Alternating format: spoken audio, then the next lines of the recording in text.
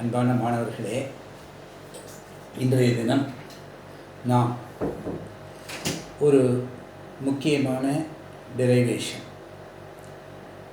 அதாவது ஒளியியல் பகுதியில் ஒரு முக்கோண பட்டகத்தின் வழியே ஒளிவிலகல் எவ்வாறு ஏற்படுகின்றது என்பதனை பற்றி காண இருக்கின்றோம்.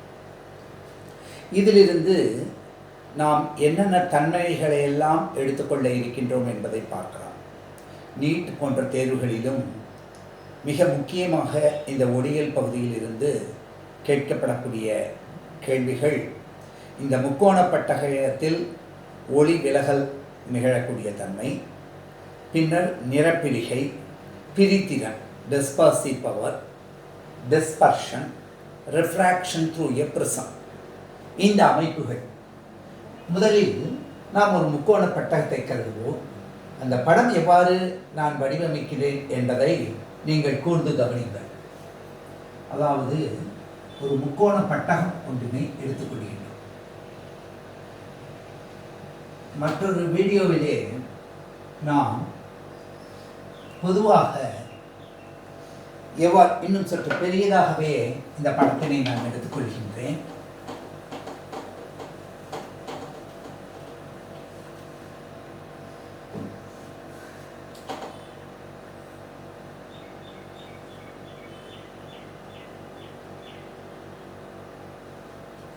A, B, C. இந்த BC என்பது அடிப்பக்கம், AB என்பதும் AC என்பதும் விலகல் பக்கங்கள், refracting surfaces என்று சொல்லுகின்றோம். இந்த முக்கோணம் பட்டகம் என்று எடுக்கும் பொழுது எப்பொழுது அது கன்ஸ்ட்ரக்ட் ஆகப்பட்டிருக்கின்றதோ அப்பொழுது இந்த கோணத்தையே கோணம் A, angle of the prism, பட்டகத்தின் கோணம் என்று நம்ம வரையறுக்கின்றோம். சரி, இப்பொழுது ஒரு புள்ளி படுதானத்தை எடுத்துக்கொள்வோம். இதில் PQ என்ற கதிர் இவ்வாறு வந்து சேருகின்றது AB என்ற பரப்பின் மீது. அப்ப அந்த படுகோணத்தின் அளவை பார்க்கணும் அப்படின்னு சொன்னா இந்த AB என்ற பரப்புக்கு இந்த Qல ஒரு செங்குத்தான கோட்டினை நாம் வரைகின்றோம். அதை M என்று குறிப்பிடும். இது நார்மல், இதுதான் குத்துக்கோடு. இப்ப என்ன அர்த்தம்? இந்த படுகதிர், இந்த PQ என்ற இன்சிடென்ட் ரே படுகதிரானது இந்த குத்துக்கோட்டுடன் ஏற்படுத்துகின்ற இந்த கோணத்தினை முதல் பக்கத்தில் உள்ள படுகோணம் என்று வரையறுக்கின்றோம்.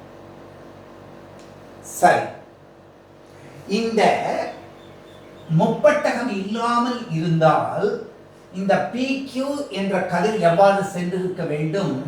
இவ்வாறு நேர்கோட்டு பாதையிலே சென்றிருக்க வேண்டும்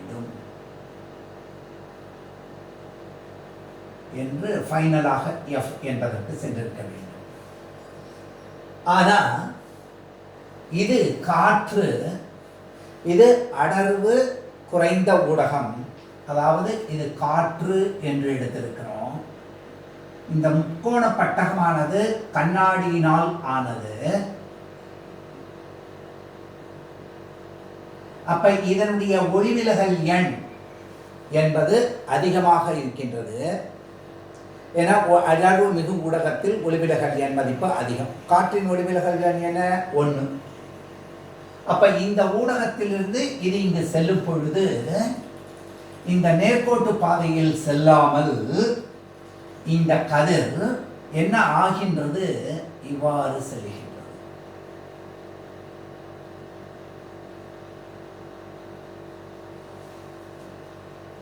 அப்ப இது விலகல் கதிர்.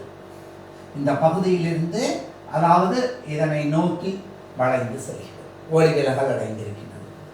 அப்பொழுது இந்த விலகல் கதிர் இதனுடன் ஏற்படுத்துகின்ற இந்த கோணத்தினை நாம் R1 விலகல் கோணம் என்று குறிப்பிடுகின்றோம். சரி, மீண்டும் இந்த புள்ளி R என்பதுல ஊடகம் பிரியது. அப்ப இது விடுப்புள்ளி, இது படுப்புள்ளி என்பது போல இது விடுப்புள்ளி, இது இன்சிடென்ட் பாயிண்ட், இது எமர்ஜென்ட் பாயிண்ட். அப்ப அந்த புள்ளியில இந்த ஏசி என்ற பரப்புக்கு நம்ம ஒரு செங்குத்து கோடை போட்டிருந்தா அந்த செங்குத்து கோடு இந்த திசையில இப்படி இருக்கும். அதனை M1 என்று சொல்லும். நல்லா புரிஞ்சுங்க. இந்த பகுதியை M1, இது இந்த புள்ளியில சேர்றது இந்த புள்ளி N. அப்ப M1N என்பது குத்துக்கோடு. இங்க இந்த முப்பட்டகம் இல்லாம இருந்திருந்தா இது இப்படி நேரா போயிருக்கும். ஆனா இருக்கிறதுனால இது அடர்வு மிகுந்த ஊடகத்திலிருந்து அடர்வு குறைந்த ஊடகத்துக்கு செல்லும் பொழுது இந்த கதிர் இந்த குத்துக்கோட்டினை விட்டு விலகி இந்த திசையிலே செல்கின்றது, RS என்ற திசையில. அப்ப என்ன நடக்கிறதுன்னு பாருங்க. அப்ப இந்த RS என்பது இந்த கதிர் தான் மீள் கதிர். இது வழியா வந்த கதிர் இப்படி மீண்டெழுந்து வருகிறது. அதனால இந்த மீள் கதிர் எமர்ஜென்ட் ரே என்று சொல்றோம். இது இந்த குத்துக்கோட்டுடன் உண்டாக்குகின்ற இந்த கோணத்தினை நாம் I2 என்று குறிப்பிடுகின்றோம். எப்பொழுது இந்த I1 I2 சமமா இருக்கோ அப்ப இந்த QR என்பது இந்த BC என்ற பரப்பிற்கு இணையாக செல்லும், அடித்தளத்திற்கு இணையாக செல்லும். எப்ப அது குறிப்பிட்ட கண்டிஷன். இப்ப இந்த கதிர் இந்த குத்துக்கோட்டோடு உண்டாக்கக்கூடிய இந்த கோணத்திற்கு நாம் R2 என்று குறிப்பிடுகின்றோம்.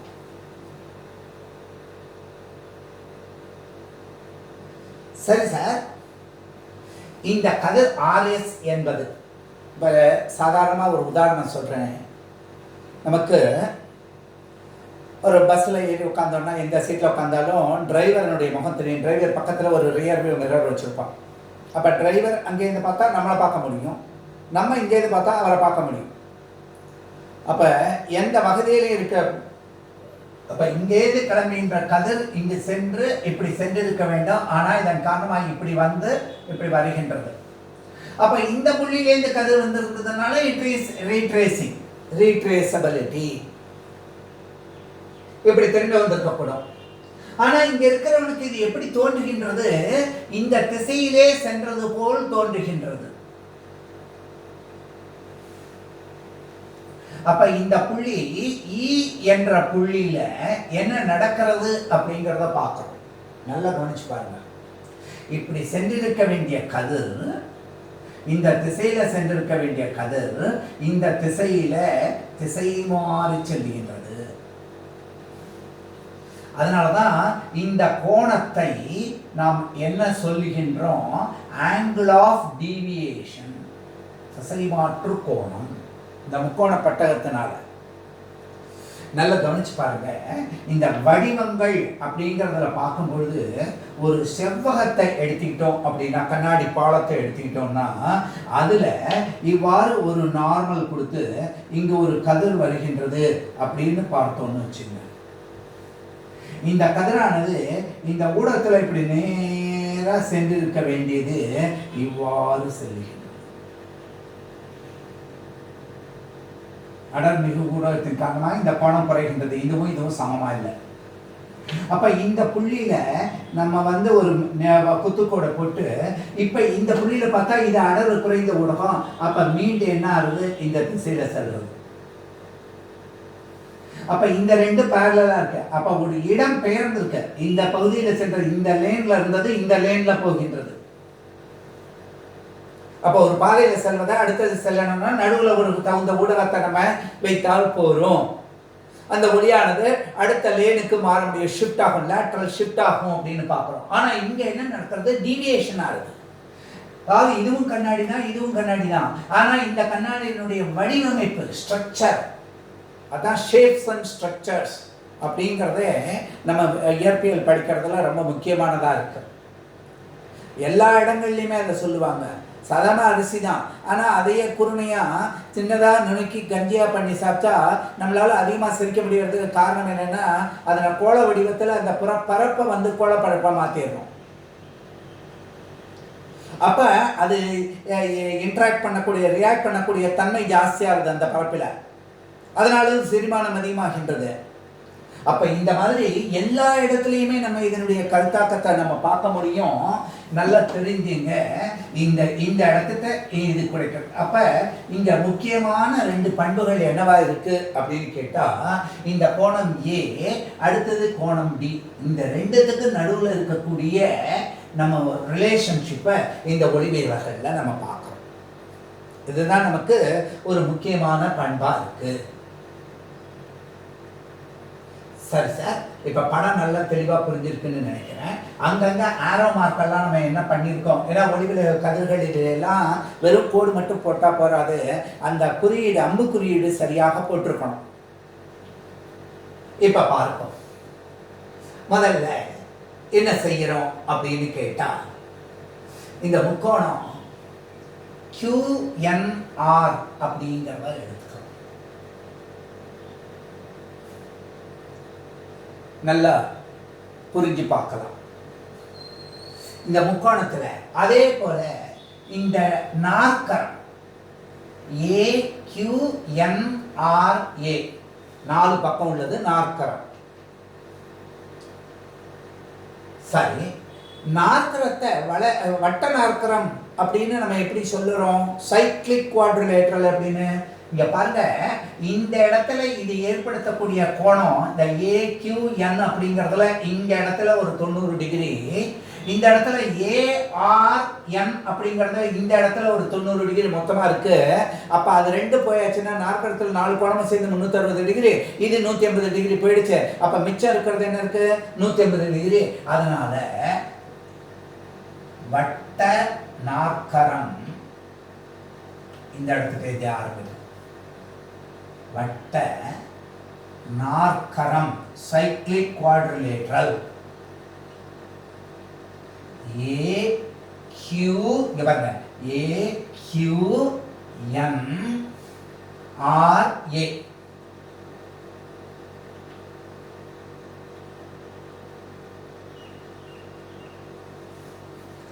என்ன எழுத முடியும் அப்படின்னு பார்க்கிறோம்.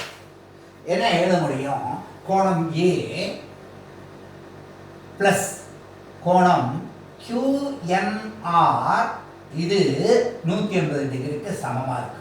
நல்லா தெரிஞ்சுக்கணும். நாற்கரம் 4 பக்கம் இருக்கு. வட்ட நாற்கரம் ஏன்னா 2 கோணங்கள் 90 போயிடுச்சு. அப்போ மிச்சம் இருக்கிறது சேர்ந்து கோணம் A என்பதும் இந்த கோணத்தினுடைய மதிப்பும் சேர்ந்து நமக்கு 180 டிகிரி சமன்பாடு 1ன்னு சொல்றோம். சரி, இப்போ இந்த முக்கோணத்தினுடைய 3 கோணங்களின் தொகுத்து என்ன? 180 டிகிரி. அப்போ கோணம் R1 முக்கோணம் QNR இல்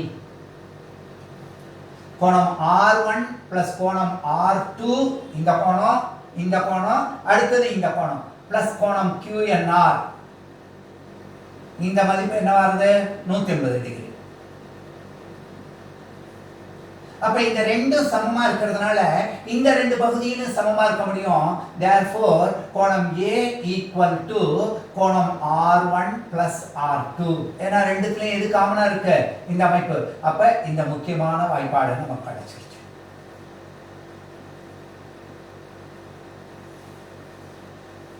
சரி சார், இப்போ என்ன பார்க்குறோம் அப்படின்னு சொன்னா, அடுத்தது இந்த கோணத்தை பார்க்குறோம். PQE அப்படிங்கிறது ஒரு கோடா இருக்கு. PQE இந்த கோடு புரியுறதா? புரியலையா? இப்ப இதுல இந்த Q என்ற புள்ளியில MN என்ற கோடு வருது. இப்போ 2 கோடுகள் ஒன்று குறுக்க வெட்டிச்சுன்னா அப்போ இந்த குத்துதல் கோணங்கள் எப்படி இருக்கணும்? சமமாக இருக்கணும். இந்த PQ அப்படிங்கிறத இந்த MNக்கு உண்டான கோணத்தை தான் I1 அப்படின்னு சொல்கிறோம். அப்போ இந்த கோணத்தினுடைய மதிப்பு என்னவா இருக்கணும்? I1. ஆனால் நமக்கு அங்கே என்ன இருக்கு? இந்த QR அப்படிங்கிறது இப்படி போகிறது. அப்ப இந்த பகுதி கோணத்தினுடைய மதிப்பு மட்டும் என்னவாக இருக்கு R1 அப்படின்னு இருக்கு. அப்ப இந்த கோணத்தினுடைய அளவு என்ன அப்படின்னு கேட்டா இந்த மொத்த கோணம் I1ல இருந்து இந்த கோணம் R1 கழிச்சா வரக்கூடியது தானே இருக்க முடியும்.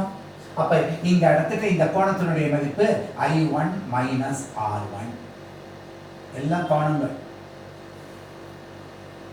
இந்த கோணத்தினுடைய மதிப்பு அது கோணம் EQR அப்படிங்கிறது மதிப்பு. இதே போலவே ERS என்பதும் M1N என்பதையும் பார்த்தோம்னா இந்த மொத்த I2 மதிப்பு இந்த மொத்தத்துக்கு சமம். அதுலேருந்து இந்த R2 எடுத்தா இந்த மதிப்பு என்ன கிடைக்கும் கோணம் I2 மைனஸ் கோணம் R2. இந்த கோணத்தினுடைய எப்படி அந்த கோணங்கள் இங்க வர்றதுங்கிறத பார்க்கணும். ஏன் சார் இந்த ரெண்டு கோணங்களை எடுத்தீங்க? நான் தான் சொன்னேன் இந்த ஏக்கு கண்டுபிடிச்சாச்சு, அடுத்து இந்த டி கண்டுபிடிக்கணும் இல்லையா நமக்கு. அந்த டி என்பது EQR முக்கோணத்தினுடைய வெளிக்கோணமால இருக்கு. அப்ப முக்கோணம் EQR இல் வெளிக்கோணம் D என்பது உள் எதிர்கோணங்களின் கூடுதலுக்கு சமம். அதாவது கோணம் EQR பிளஸ் கோணம் ERQ.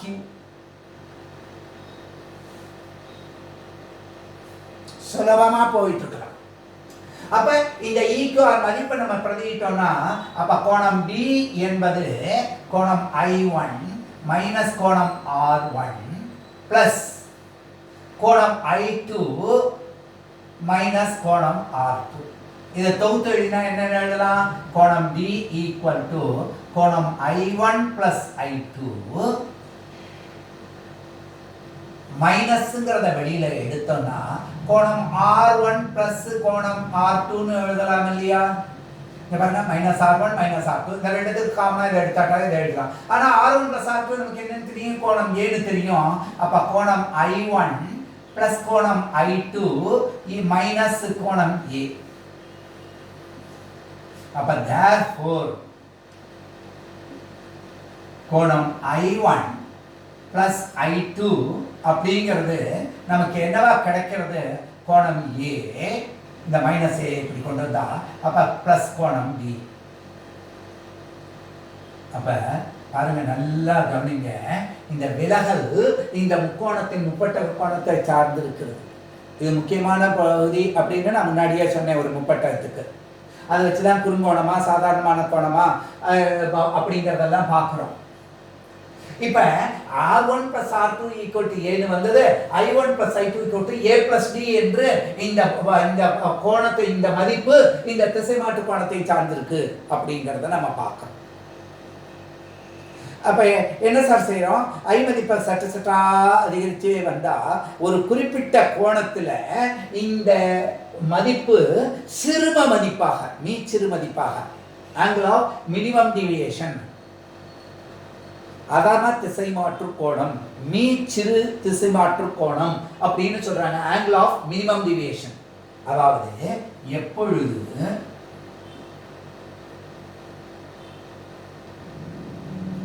கோணம் I1 ஈக்குவல் டு கோணம் I2 மற்றும்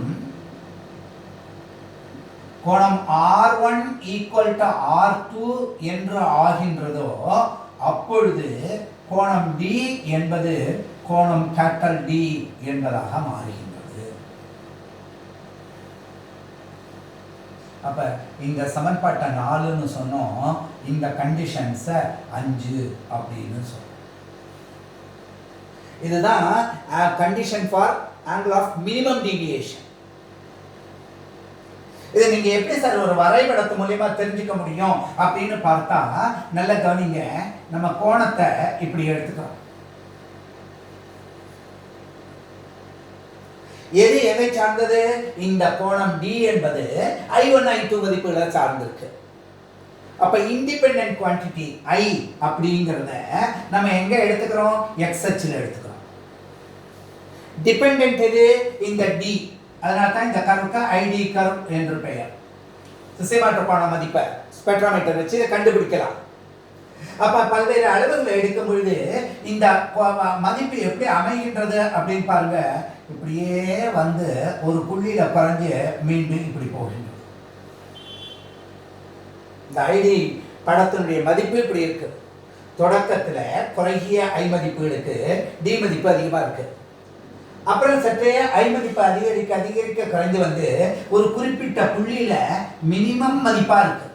அப்ப அந்த மினிமம் மதிப்புக்கு உண்டான புள்ளியைத்தான் நம்ம வந்து என்னன்னு சொல்றோம், கேட்டல் டி, சிறும திசை மாற்று கோணம், ஆங்கிள் ஆஃப் மினிமம் டிவியேஷன். அப்ப அதுக்கு கரஸ்பாண்டிங்கா என்ன ஆறுது அப்படின்னு பார்த்தா ஒரு குறிப்பிட்ட ஐ மதிப்பு தான் இருக்கு. சரி சார், எந்த ஒரு புள்ளியிலையும் இருக்கக்கூடிய டியோட மதிப்புக்கு என்ன ஆகும்? இப்ப இதுக்கு நேரா ஒரு கோடு பட்டா இங்க பாருங்க, இந்த மாதிரி I1 அப்படிங்கிறது இங்க இருக்கு, I2 அப்படிங்கிறது இந்த இடத்துல இருக்கு. அப்ப I1 I2 மாறுபட்டதா இருக்கு, பல்வேறு மதிப்புகளா இருக்கு. ஒரு குறிப்பிட்ட புள்ளியில மட்டும் இந்த அமைப்பு எப்பொழுது I1 equal to I2 equal to I என்று ஆகின்றதோ அந்த நிலையில R1 equal to R2 equal to R என்பதாக மாறுகின்றது. இது எல்லாமே கோண அளவுகள். இதுதான் ஐடி வரைபடம் அப்படின்னு நம்ம பார்க்கிறோம். இதைத்தான் எக்ஸ்பெரிமெண்ட் சோதனை மூலியமா பண்ணி பார்ப்போம். இந்த மதிப்பு கிடைக்கும் நமக்கு. அப்ப அந்த மதிப்புல இருந்து இதெல்லாம் எடுத்தோம் அப்படின்னு கேட்டா இப்ப minimum at the angle of minimum deviation, அதம திசை மாற்று கோணத்தில் சிறும திசை மாற்று கோணத்தில் என்ன கண்டிஷன் நம்ம சொல்லியிருக்கோம், angle I1 equal to angle I2 equal to I. அது மாதிரி angle R1 equal to R2 equal to angle R. இந்த கண்டிஷனை தானே நான் திருப்பி எழுதியிருக்கேன். அப்ப இதே அமைப்பை நம்ம என்னன்னு எழுதிக்கலாம். இந்த இடத்துல எழுதியிருக்கிறதுனால 5வது சமன்பாட்டில் எழுதியிருக்கிறதுனால இந்த மதிப்பை கொஞ்சம் கவனிச்சு பாருங்க. என்ன சொல்றோம், சாதாரணமா இந்த முதல் 3வது சமன்பாடு 3, 4வது சமன்பாடு எவ்வாறு மாறுபடுகின்றது அப்படின்னு பார்த்தா கோணம் A ஈக்குவல் டு 2R என்று ஆகின்றது. அப்ப R ஈக்குவல் டு கோணம் A டிவைடட் பை 2. முக்கியமான வாய்ப்பாடு கிடைச்சிருக்கு. இதான் Rன்னு சொல்றோம். அதே போல இந்த சமன்பாடை பார்க்கும்போது கோணம் என்ன கிடைக்கிறது, 2 கோணம் I1 I2 ரெண்டு சமமா இருக்கு அப்படிங்கும்போது ஈக்குவல் டு கோணம் A பிளஸ் கோணம் கேட்டல் D. ஏதோ ஒரு கோணம் போட்டோம், ஆனா இந்த மதிப்பை பிரதியிடும் போது இவ்வாறு வருது. அப்ப கோணம் I ஈக்குவல் டு கோணம் A பிளஸ் கோணம் D டிவைடட் பை 2 என்று நம்ம மொத்தமா கிடைக்கிறது. எவ்வளவு சுலபமா இருக்கு பாருங்க. இந்த மாதிரிலாம் கேள்வி கேட்டா அப்படியே தொடர்ச்சியா எழுதலாம். நமக்கு நேரத்தையும் குறைக்க முடியும், அதே சமயத்துல அதிகமான அளவுல மார்க்குகளை துல்லியத்தன்மையா வாங்க முடியும். தப்பே செய்ய முடியாது இதுல, புரிஞ்சுக்கிறோம்.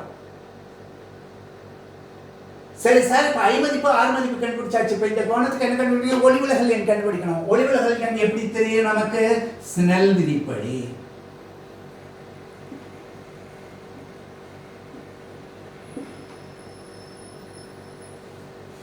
நமக்கு mu of 2 with respect to 1. இது 1வது ஊடகம், இது 2வது ஊடகம்.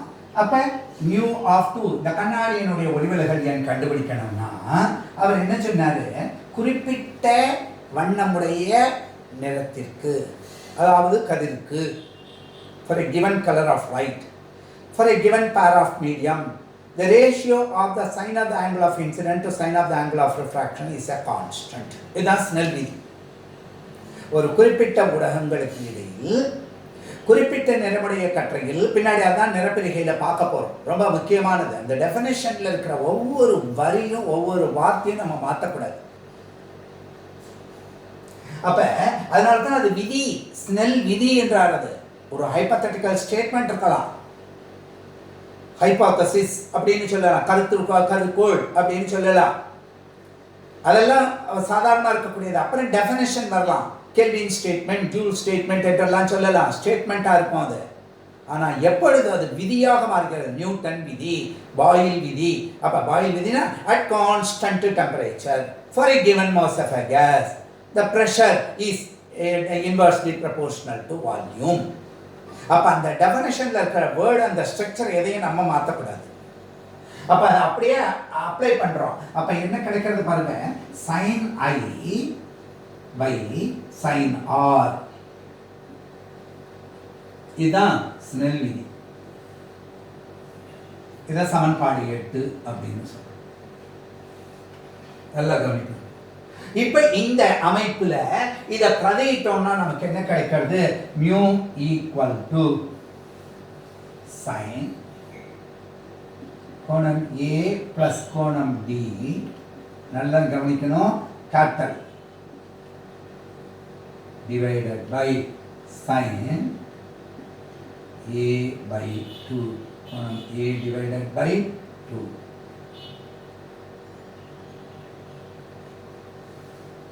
அப்ப இந்த மதிப்பு mu of 2 கண்ணாடி காற்றிலிருந்து, காற்றை 1 அப்படின்னு ஊடகத்தில் குறிச்சிருக்கோம். அப்ப இதுக்கு ஏதாவது அலகு இருக்கா? இல்லை. Ratio of similar quantities. வெறும் ஏவோ டியோ இருந்ததுன்னா ரேடியன் இருந்திருக்கும், அதுவுமே ரேஷியோவில் இருக்கும்போது அடிபட்டு போயிருக்கோம். அப்ப அலகு இல்லை, நோ யூனிட். அப்ப இதை சமன்பாடு 9 அப்படின்னு சொல்றோம். ஆக தெளிவாக புரிஞ்சுக்கலாம். நீங்க இந்த அமைப்புல ஒரு முக்கோண பட்டகத்தில் ரிஃப்ராக்ஷன் த்ரூ எ பிரிசம்,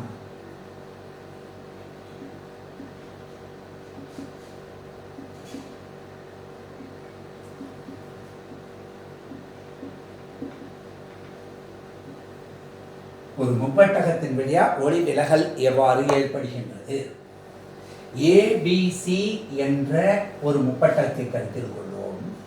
இதில் Q என்ற படுதானத்தில் PQ என்ற படுகதில் I என்ற படுகோணத்தை MN என்ற குத்துக்கோட்டுடன் ஏற்படுத்துகின்றது. இந்த பட்டகம் இல்லை என்றிருந்தால் இது PQEF என்ற திசையிலே சென்றிருக்கும். ஆனால் முப்பட்டகம் இருப்பதன் காரணமாக, கண்ணாடி ஊடகம் இருப்பதன் காரணமாக, அடர் மிகுதியின் காரணமாக இது QR என்ற பகுதியிலே விலகல் அடைந்து RS என்று மீள்கின்றது.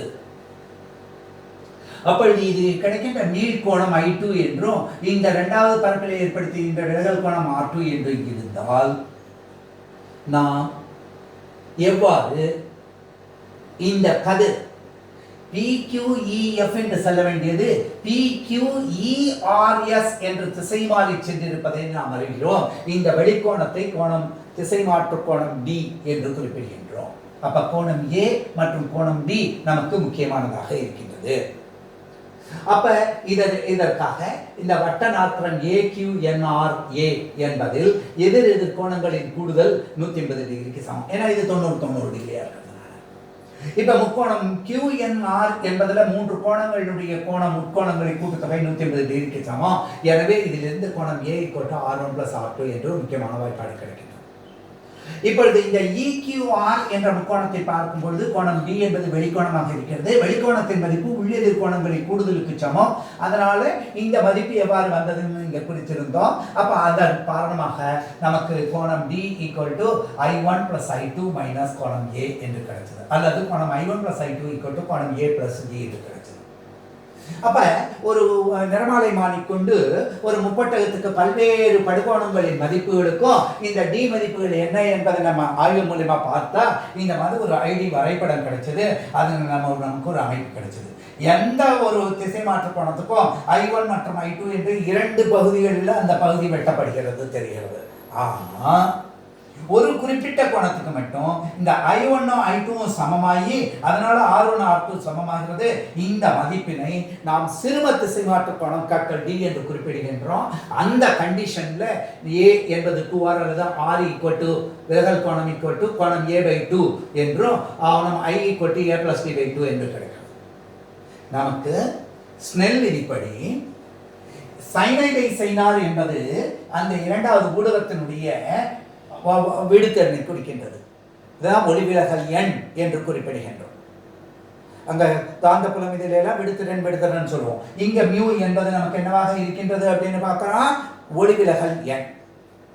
அப்ப இந்த I மதிப்பு இந்த R மதிப்புக்கு சரி பிரதியிடும் பொழுது நமக்கு mu equal to sin a plus d by 2 by sin a by 2 என்ற வாய்ப்பாடு கிடைக்கிறது. இது முக்கியமான வாய்ப்பாடு. இதனை ஒட்டி பல்வேறு வகையான கணக்குகளை நமக்கு கேட்கின்றார்கள். இந்த பகுதியில் இருக்கக்கூடிய பல்வேறு வகை கணக்குகள் என்ன என்பதை அடுத்த வீடியோ தொகுப்பிலே நாம் பார்க்க இருக்கின்றோம். NEET, JEE, AEEE, even board, எந்த போர்டு எக்ஸாமினேஷனாக இருந்தாலும் இது சம்பந்தப்பட்ட கேள்விகள் தான் எல்லா வருடங்களிலும் இருக்கு. மிக முக்கியமான மிக எளிமையான பகுதி உங்கள் அனைவருக்கும் புரிந்திருக்கும் என்று நினைக்கின்றேன். நன்றி.